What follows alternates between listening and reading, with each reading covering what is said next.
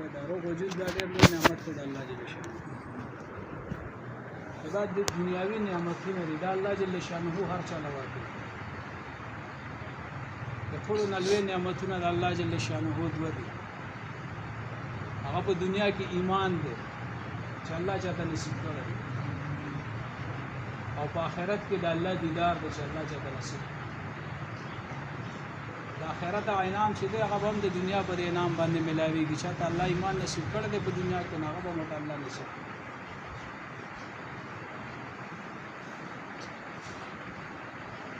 یو وخت دا شو به که سوچو کوم د اصل کاله مخ کې مونږ کې سو کوم نو یو اصل کاله بعد به بیا سوه مغلدي کې به سو کوم هغه یو وخت دا شو د دنیا هم نه و بیا به یو وخت دا سره شي د دنیا باندې الله جل شانه فرمایي مفهوم دې چې زه یو پټه خزانه ما وختل چې زه پیژندل شم نو ما مخلوق پیدا الله جل شانه ذات د همیشه نه دی او همیشه وي الله جل شانه ذات حقيقي ذات دی الله صفات حقيقي صفات دی الله دا ټول مخلوق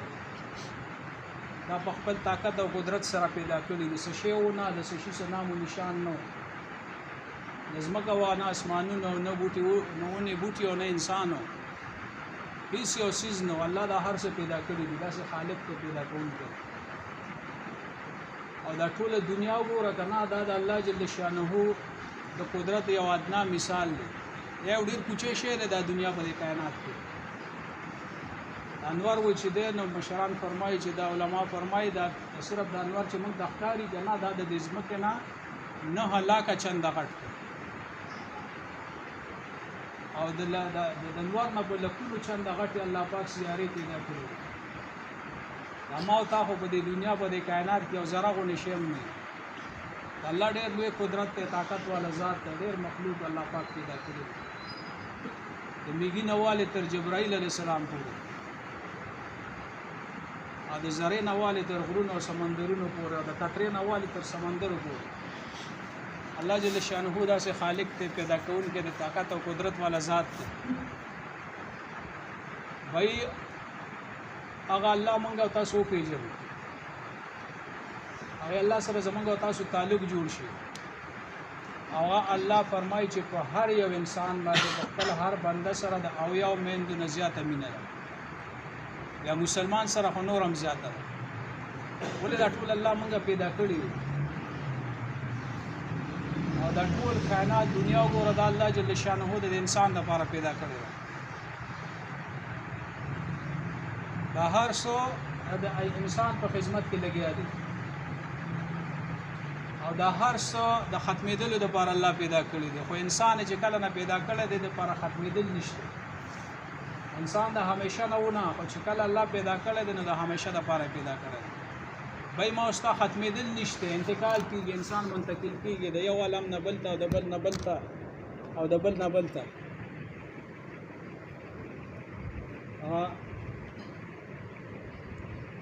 ابراهیم ابن ادهم رحمت الله علیه نه مولانا صاحب خبره کوله وی هغه روانه ده چې چاته تاسو وکړو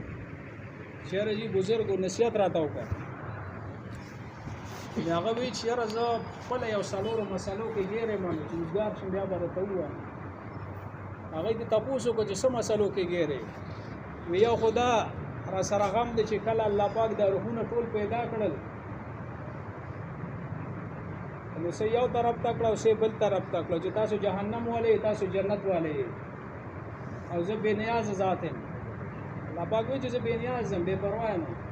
تاسو مې جهنم له پیدا کړی تاسو مې جنت له پیدا کړی په پته نه لګي چې زه په کومه کې راغلی یم دا را سره غم دی او بل را سره دا غم دی چې کله د مور په خېټه کې انسان دا بچي پیدا کړي نو بیا په کې روح چې فرشته د حکم کوي نو فرشته دغه وخت کې تاسو کوي الله کم پکې واچو دی باندې نیکبخت یو کو بدبخت به وي زما پته نه لګي چې زه په کومه کې یم او وی بل را سره دا غم دی چې کله دا عزرائیل علیہ السلام روح اخلي د انسان نه ویل الله نه تاسو کوي چې الله د ایمان په حالت کې دیوالم که بغیر ایمان دیوالم نو دا را سره غم دی چې پته نه لګي زه به کمې کې راځم. او څلورم دا چې د قیامت پر ورځ کله الله جل شانه وایي چې مجرمان جدا شي او دغه جدا شي، نیکبخته جدا شي او مجرمان خلک جدا شي، نو پته نه لګي چې زه به کمې کې راځم. نو وایي ما دا خو دلته کې په لږ لږو مسلو کې انښتي یو، خوړل سکل دي او بس دې تمټار ویلې ده، په دې کې لګیا یو، موږ د غټې غټې مسلې پرتې دي مخې ته، موږ خبر نه یو، په غفلت کې لګیا یو، ژوند تېره و، بس مړ شه لاړه، خبره ختمه شوه. ختمه نه شوه بیا شروع شي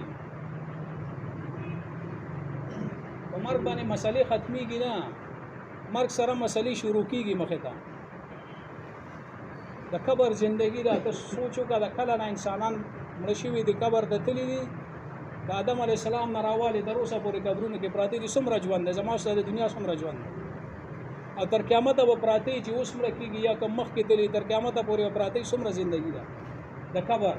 او زما ستا د دنیا څومره زندگی ده، هم سره د هغې څومره غم دی او د دې څومره غم دی.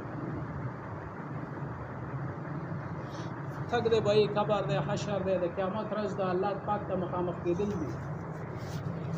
او د دې دنیا د دې ذره ذره به حساب کتاب کېږي. دا موږ داسې نه ده چې بس په توکل روان یو، او په توکل ځکه روان یو چې موږ خبر نه یو، ځان خبرو نه، حالانکې هر سړی په دې پوهېږي، هر وخت د علما موږ ته ستړي شو چې بهی دا دي او دا دي او دا دي او دا دي، دا خبره زموږ په یقین کې راځي نه، په یو غوږ اورو په بل باندې وباسو.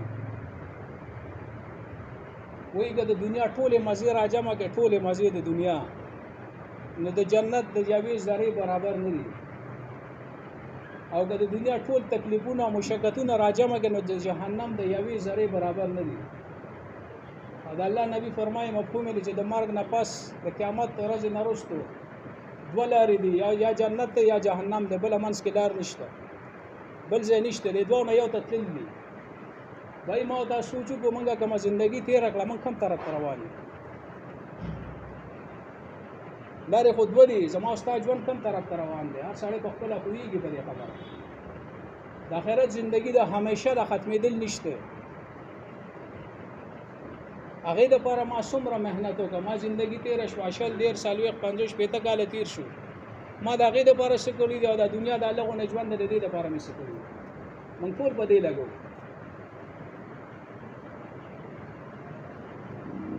هغه مشران فرمایي زموږ د دین نه دی، رسمي دین دی، وایي بس مونځ د راشه وکړه، عادت دی او بس ځه، تلاوت دی که د طبیعت خو نه وکړه، که موقع وږه نه یې اوزګار نو خیر دی. زما او ستا داسې غونې حساب دی نه، بهی داسې نه ده.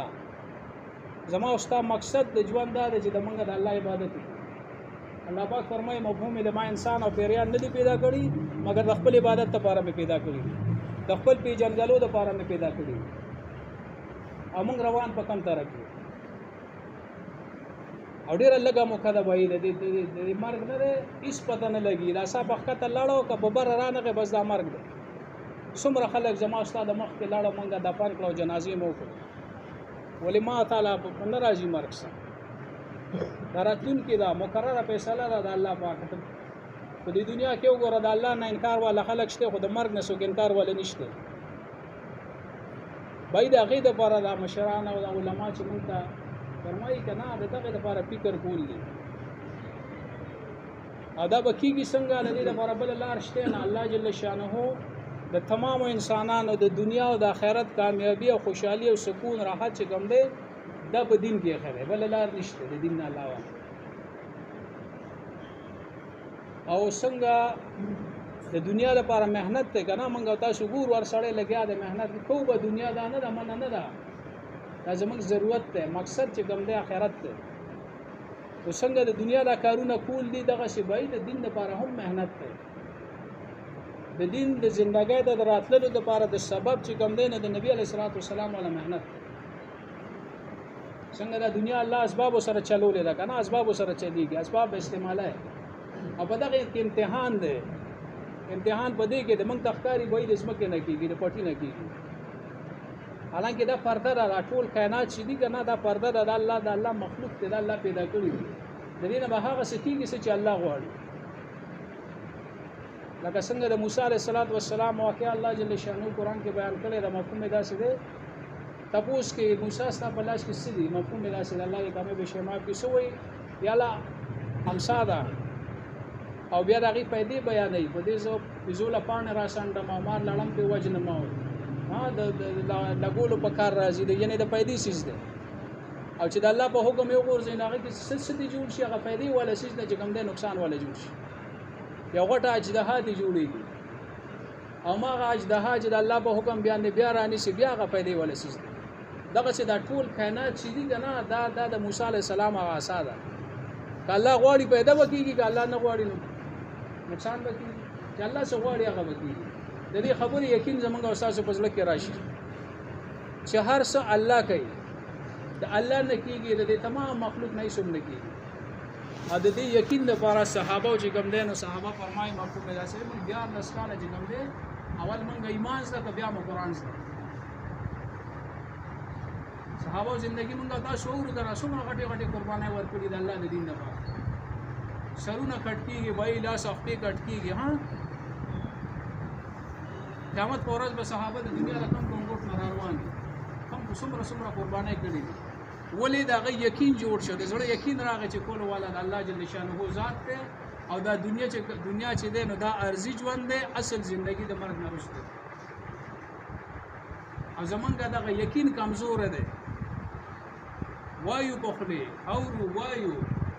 خو د خپل زړه نه تاسو په زړه نه یقین نشته که فرض کو دا یقین راغی چې وای زما مرګ دې زما قبر دروازه من بیا به سړی غلط وږي کله یو سړی یقین راغی چې وای ما الله ویني الله ما ته ګوري او الله څنګه ګوري وای دا چې الله سړی ته ګوري څنګه چې سړی شیش والی کنه یو کاری مرغې د شیشه په سیده غسي الله پاک هر چا ته یو ذره په دې کائنات کې د الله نه پټه نه هر څه ښکار دي د قیامت پر ورځ به دا هر څه ښکار شي بای چا څه کړی دی خدي کړی دی او غبط دی کړی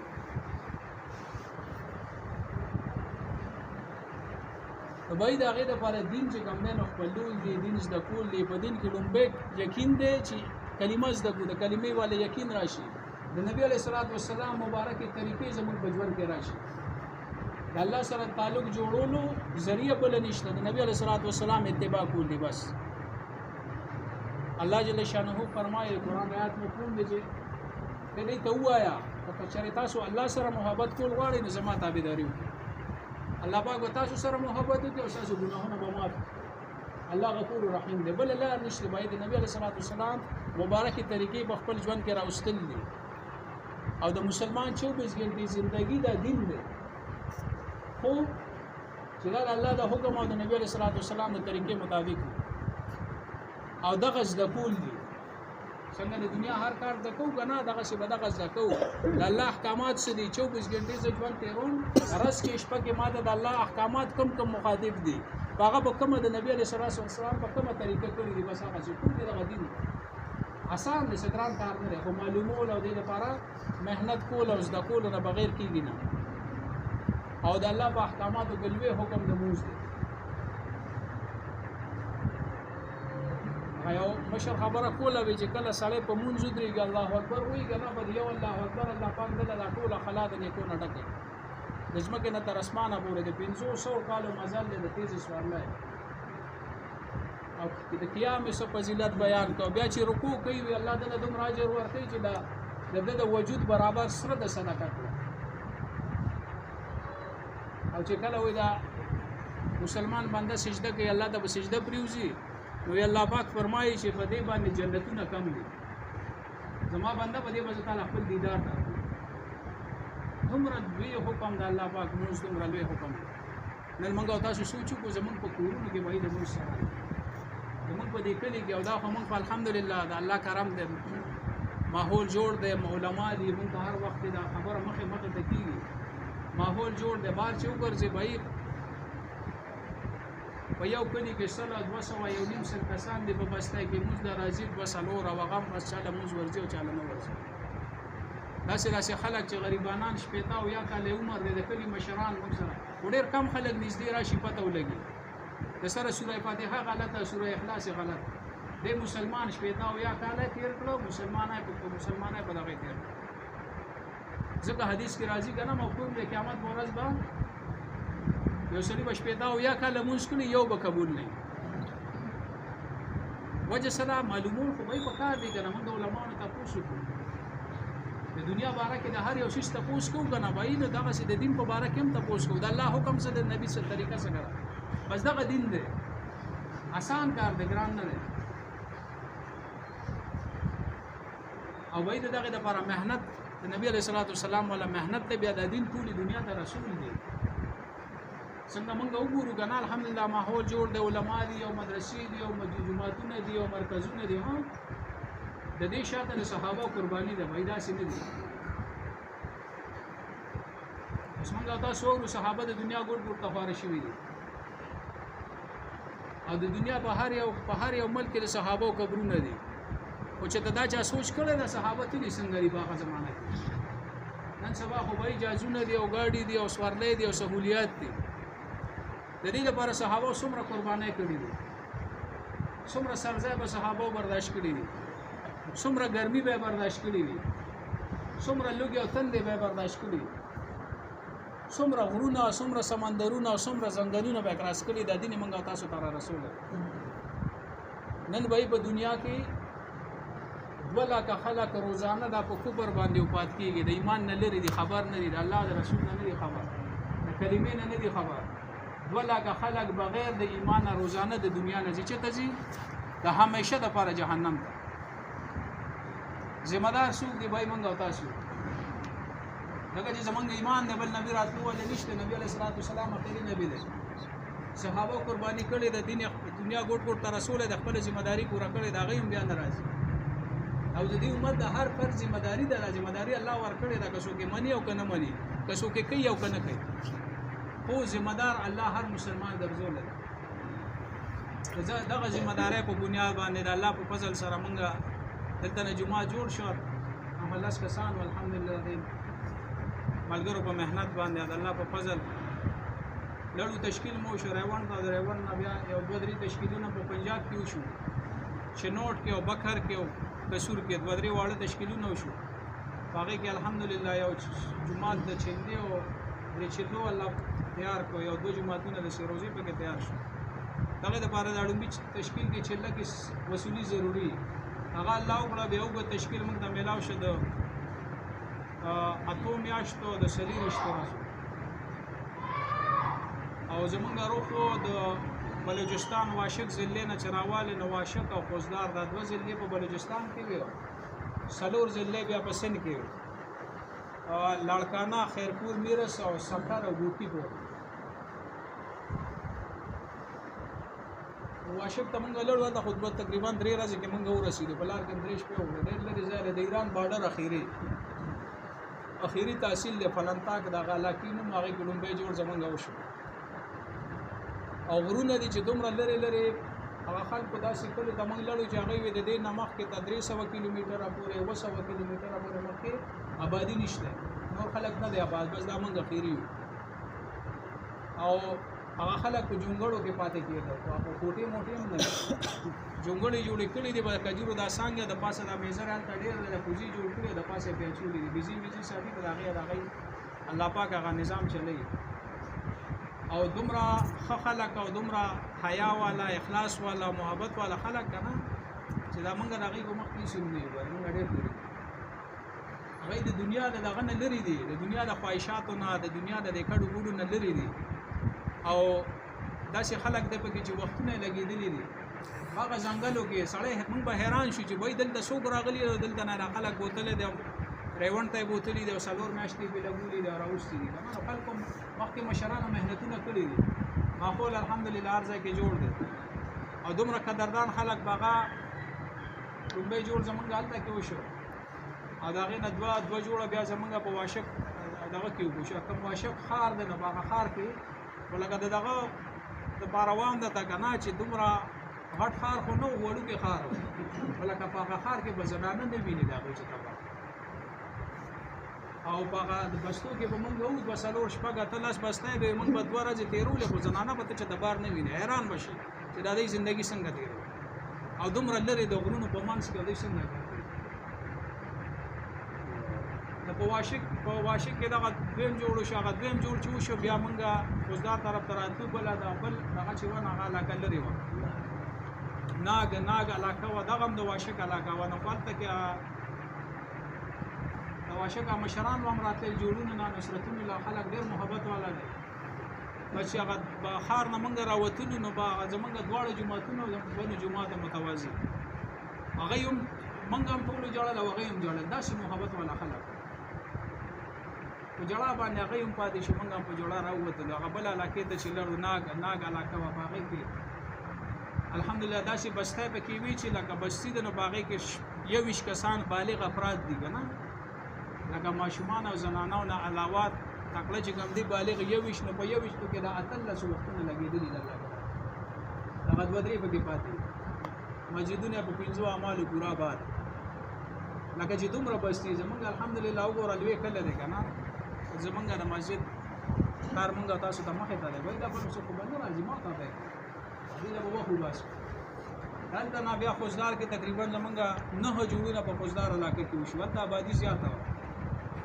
او بل هغه وی چې بای مخه ته روزه روانه ده نو روزه به تاسو دلته تیره کې سن کې بیا ګرمي ده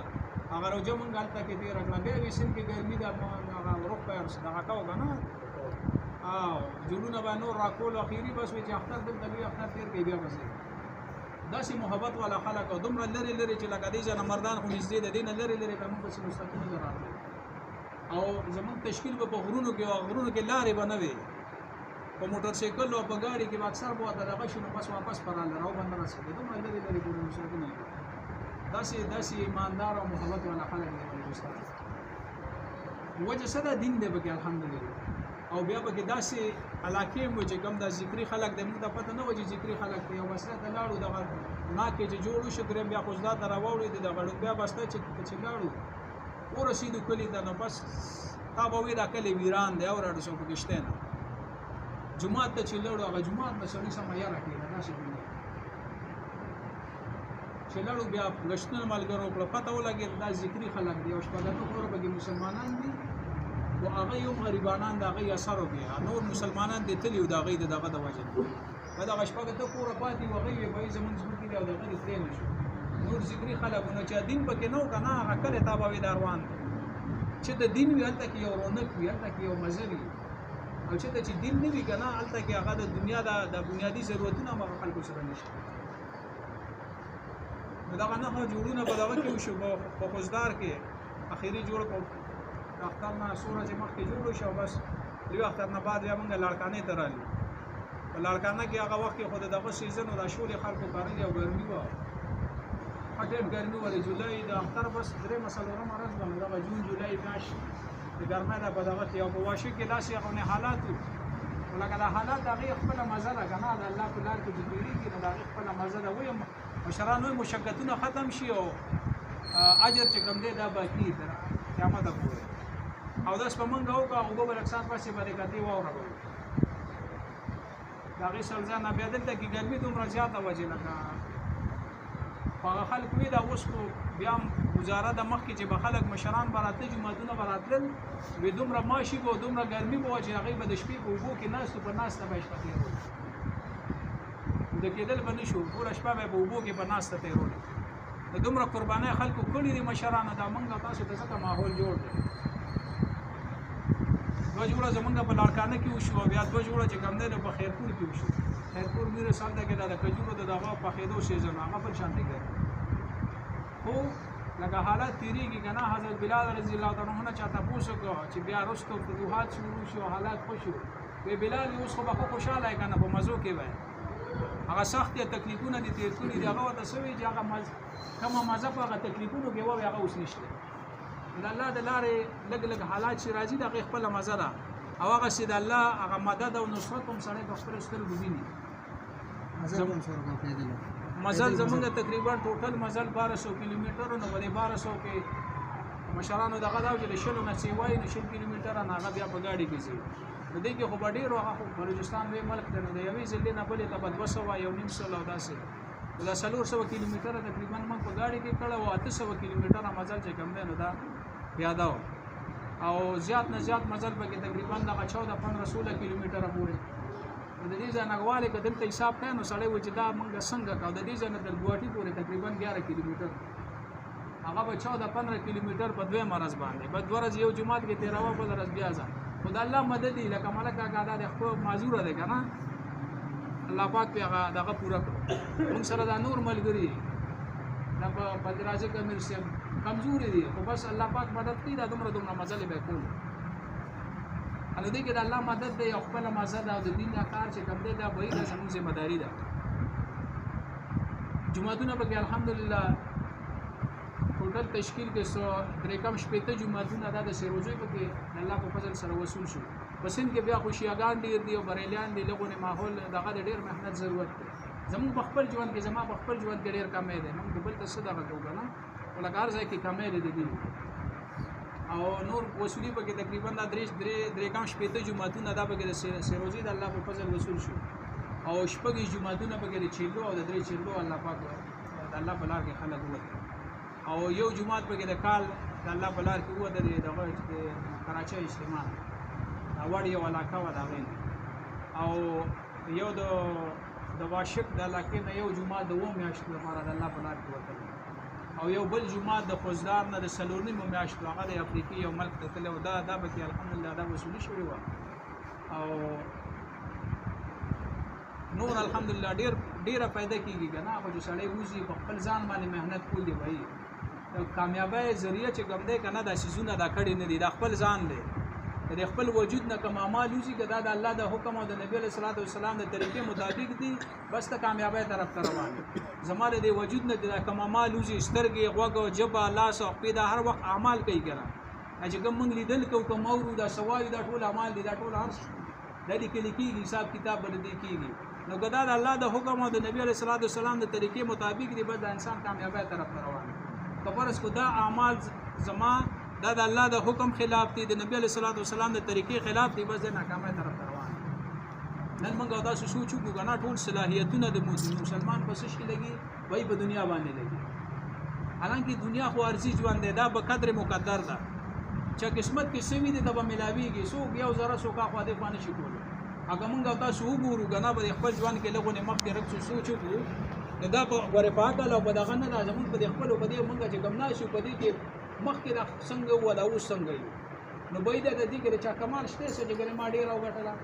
نه دا د قسمت شه دی باز د چا قسمت کې څومره هغه ته ملاويږي خو دین چې ګم دی باید په قدر مشقت دنیا الله هر چا ته ورکي یو زره قدر د دنیا الله سره نشته وای کده ماشي د وزر عمر قدر وي کنه د نافرمانه ته یو ګټو بنه ورکړي د دنیا قدر نشته الله هر چا ته ورکي خو دین چې ګم دی دا الله هر چا ته نه ورکي د دین د لپاره پیغمبران د الله محبوب بندگان نبی علیہ الصلوۃ والسلام چې دا غي د مخه الله پاک د کائنات د دنیا پیدا کړی څومره تکلیفونه برداشت کړی دي څومره سخت دي څومره يرول شوی دی څومره چې کم دینو تکلیفونه ورکړل شي دي کنه الله نبی فرمایي مفهوم دا چې د دین لپاره څومره چې کم دینو ماته تکلیفونه راکړل شي دي دومره یو نبی او رسول دومره نه دی دغه شوی کنه د دین لپاره نو د دین دا چې کوم دی مشقت سره دی وای دا دغه شی الله پاک چاته نه ورکړي د دین لپاره الله جل شانه فرمایي د قران د آیات مفهوم د څوک زما د دین لپاره مجاهده کوي کوششونه کوي هغه مراوتا الله پاک د هدایت لارې کولاو او فرمایي چې څوک د دنیا د پټي طالب شي کنه الله پاک وي هغه تمام څه د دنیا ورکو او د آخرت کې دغه شی څه نشته او څوک د آخرت د پټي طالب دی کنه دغه په پټي کې موږ ترقی کوو یا الله هغه کې الله پاک ولا ترقی کوي کنه نن کومه سوچو د مسلمانانو د صلاحیتونو د ټول په دنیا لګي څه شی د مقصد څه دی وای کور یو خزه یو بچی او بس دغه پالل دی باغې کې 50 پیتا او یو کال ته ورسې د مرګ را خبره دا غره د مرغ هم کوي غا ځان له جالم جوړي او بچیم پیدا کوي هغه بچی ساتي مدا سکار نه دی